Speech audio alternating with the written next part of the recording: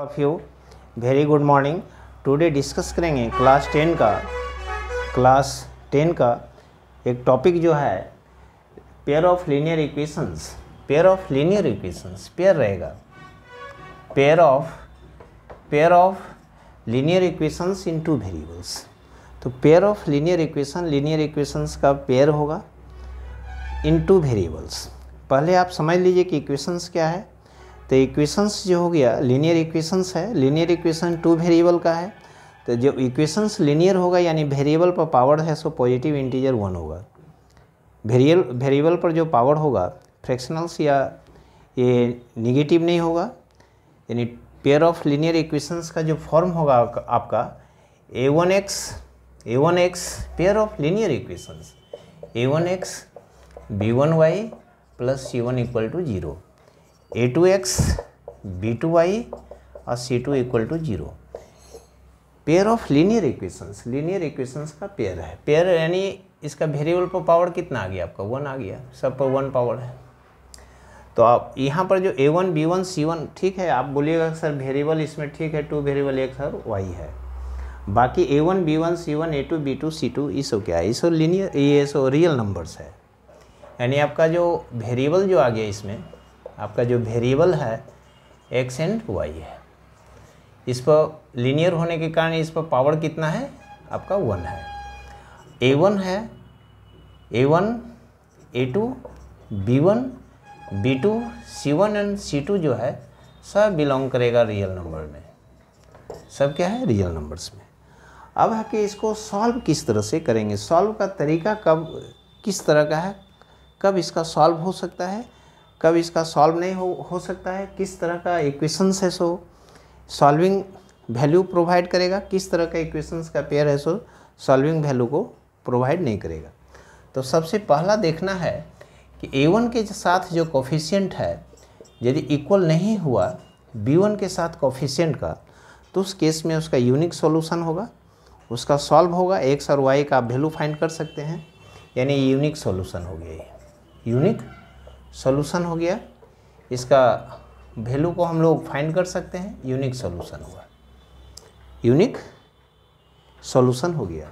यदि इस इक्वेशंस का इस तरह का यदि इक्वेशंस हो और उसको यदि हम ग्राफ पर यदि हम लोकेट करना चाहेंगे तो किसी एक पॉइंट पर क्या होगा वो इंटरसेक्ट कर देगा, किसी एक पॉइंट पर वो क्या करेगा इंटरसेक्टिंग एट ए पॉइंट, किसी पॉइंट पर है सो वो इंटरसेक्ट करेगा इस इक्वेशंस का ग्राफ को।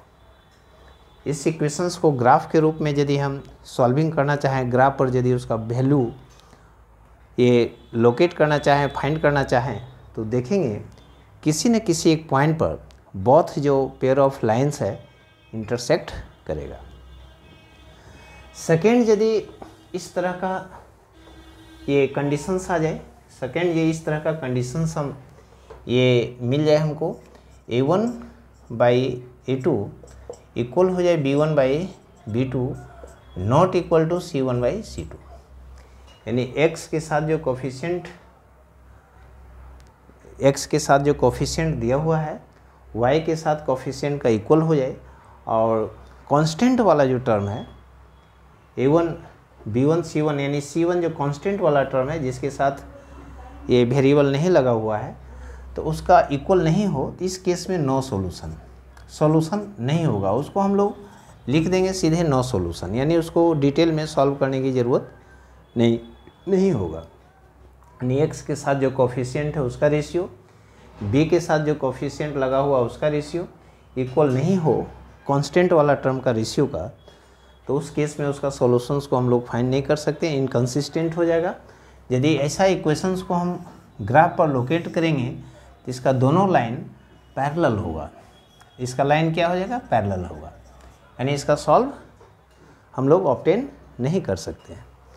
लेकिन कभी कभी ऐसा भी कंडीशंस आ सकता है, कभी कभी ऐसा भी हम लोग उसमें फाइंड है ना कर सकते हैं कि ऐसा यदि रहे कि यदि x1 के साथ जो कोफिशिएंट का रेशियो जो है b1 के साथ जो कोफिशिएंट का रेशियो है और कांस्टेंट वाला टर्म का भी रेशियो सेम है, तो उस केस में मेनी सॉल्यूशन होगा, बहुत सारा सॉल्यूशन, बहुत सारा हल होगा, इन्फाइनाइट सॉल्यूशन होगा। यदि इसका ग्राफ पर यदि हम लोकेट करना चाहेंगे तो बोथ लाइन है सो कोइंसिडेंट हो जाएगा, एक ही पर आ जाएगा। दोनों लाइन का जो सॉल्यूशंस है किसी एक ही लाइन पर आएगा, many solution many point obtain होगा, यानी इसको हम लोग कर सकते हैं कोइंसाइड कर जाएगा। बोथ लाइन है सो एक ही लाइन पर ऑब्टेन हो जाएगा, कोइंसिडेंट है ना, कोइंसिडेंस है ना, कोइंसाइड भी कर सकते हैं। एक ही पर दोनों लाइन आ जाएगा, मेनी सॉल्यूशन है, मेनी पॉइंट इस पर ऑब्टेन करेगा। तो टुडे डिस्कस किए pair of linear equations in two variables को सॉल्व कब कर सकते हैं, उसका सॉल्यूशंस कब ऑब्टेन कर सकते हैं। यदि उस पेयर ऑफ लीनियर इक्वेशंस को यदि यूनिक सॉल्यूशन है उसका यदि ग्राफ पर हम लोकेट करेंगे तो किस तरह का पॉइंट हमको ऑब्टेन होगा, तो उस केस में इंटरसेक्टिंग बताए। यदि मान लिए कि आपका नो सॉल्यूशंस है, वैसे equations pair of linear equations को ग्राफ पर लोकेट करने का कोशिश करेंगे तो दोनों लाइन पैरेलल आएगा। यदि मान लिए कि आपका वो मिनी सॉल्यूशंस हो जाए, मिनी सॉल्यूशंस का केस में x के साथ कोफिशिएंट जो है उसका रेशियो, y के साथ जो कोफिशिएंट है उसका रेशियो, कांस्टेंट वाला टर्म जो है उसका कोफिशिएंट का रेशियो सब यदि इक्वल आ जाए तो मिनी सॉल्यूशंस होगा। और उसको यदि हम ग्राफ पर लोकेट करना चाहेंगे तो कोइंसाइड कर जाएगा, यानी बोथ लाइन है सो एक ही लाइन पर आ जाएगा। मेनी पॉइंट उस पर उसका सॉल्यूशंस होगा, मेनी पॉइंट है सो उस पर सॉल्व हो जाएगा, यानी बोथ पॉइंट का वैल्यू सेम आ जाएगा, कोइंसाइड कर जाएगा पॉइंट। इस तरह से टुडे डिस्कस किए basic concept pair of linear equations in two variables. Next classes में इसी बेस एक या दो प्रॉब्लम्स को सॉल्व करके दिखाएंगे, वो बाय क्रॉस सेक्शंस मेथड से हो या डिस्प्लेसमेंट मेथड से हो। 5 मेथड्स, एटलीस्ट 5 मेथड आपको ये 10 क्लास में पढ़ना है। तो दो प्रॉब्लम को pair of linear equations base है सो नेक्स्ट वीडियो में आपको मिलेगा। Thank you.